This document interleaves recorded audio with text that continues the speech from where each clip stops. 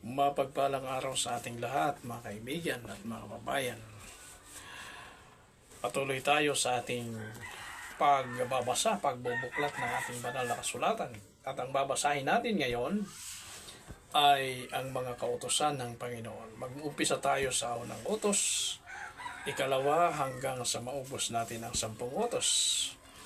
Ito ang ating mababasa. Sa unang utos, ito ang sabi sa Exodus 20, versikulo 3 hanggang 4 at hanggang 5 ang ating babasahin ngayon.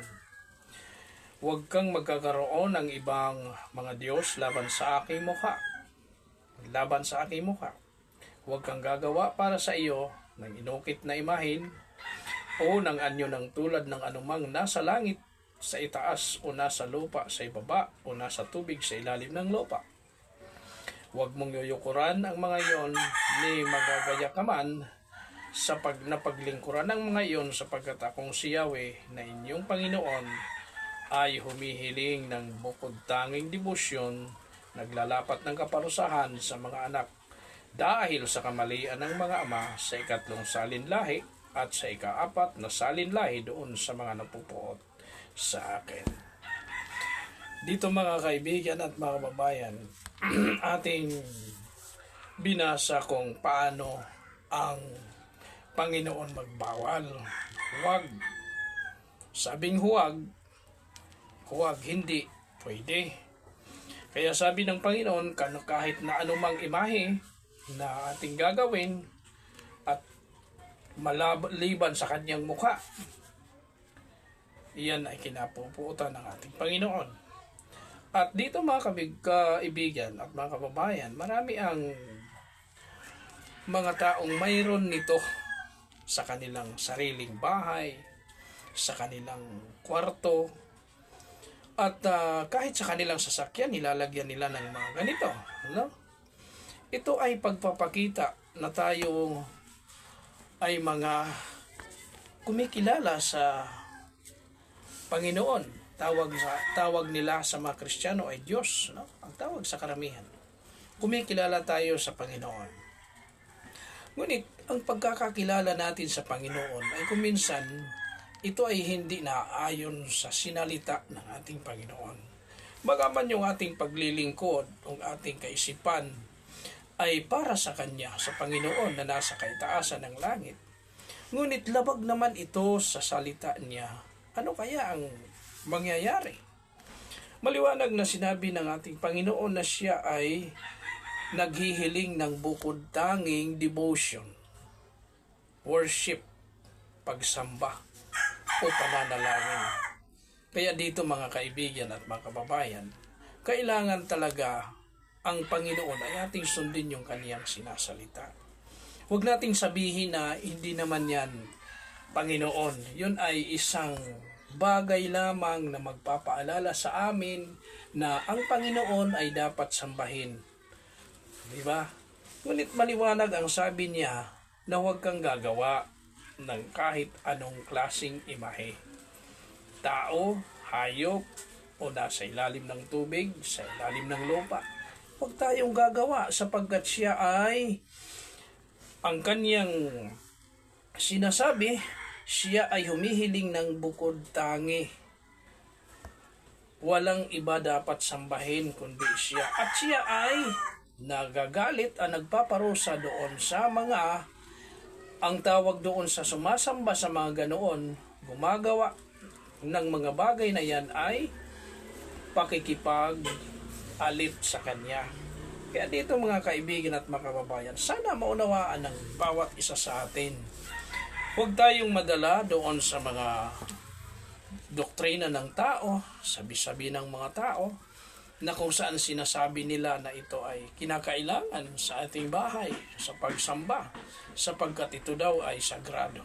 Ngunit, hindi mo bababasa sa Biblia na sagrado. Sa halip, ito ay hindi kinakalooban, hindi sa kalooban ng Panginoon. At ito ang sinasabi niya, siya ay napupuot sa mga anak, sa mga sumasamba hanggang sa ikaapat na salinlahi.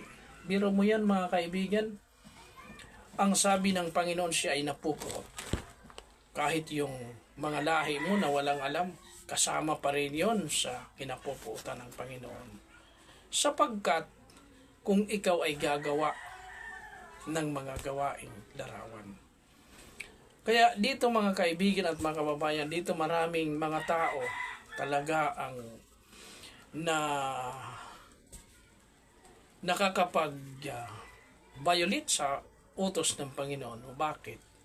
Sapagkat yun kasi ang naririnig nila sa kanilang mga tagapagturo at nakikita sa lahat ng uri, kahit sa mga offices, kahit sa mga hospitals, nandoon nakadisplay yung mga larawan na yan.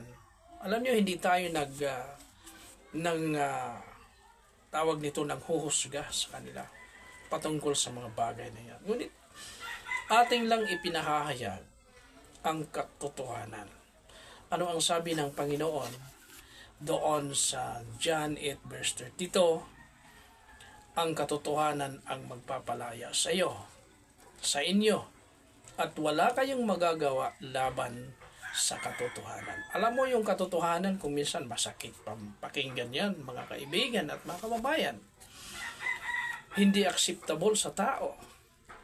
Ngunit wala tayong magagawa. Yun ang katotohanan na sinasabi ng banal na kasulatan. Alam naman natin na lahat ng relihiyon, Kristiyanong relihiyon, ay naniniwala sa banal na kasulatan. Ang mga tagapagturo ng Kristiyanong relihiyon.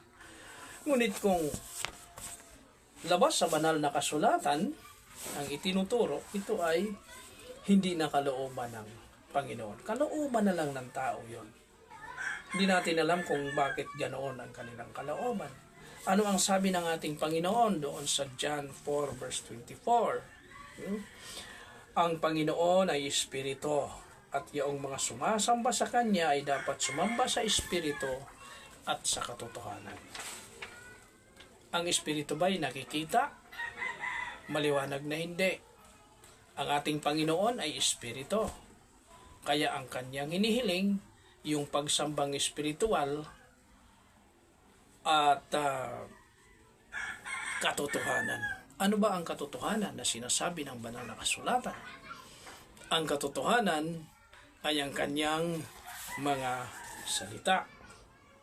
Ngayon, kung ang katotohanan na ito ay hahaluan natin ng hindi katotohanan, magiging parang walang saysay ang ating pananampalataya. Kaya mga kaibigan at mga babayan, ating isipin mabuti. Huwag tayong padala doon sa mga tradisyon, doon sa mga ginagawa noong panahon, matagal ng panahon, dahil yan ay hindi kalooban ayon sa mga utos ng Panginoon. Doon tayo bumase sa kung ano ang sinasabi ng Panginoon. Huwag tayong bumase sa kung sino man ang magsasabi, tagapagturo man yan, sapagkat hindi sila ang makakapagligtas sa atin, kundi ang magkapagliligtas sa atin ang ating mabuting gawa, ang ating pagsunod sa kalooban ng Panginoon, at ang ating pananalig sa Panginoong Yeshua Messiah. Sapagkat siya ang mediator mula sa Ama, sa atin siya ang mediator natin. Kaya dito mga kaibigan, walang ibang pangalan na dapat natin sambahin. Walang imahe, kundi ang pangalan ng ating Panginoong Yeshua Messiah. Magandang araw sa inyong lahat.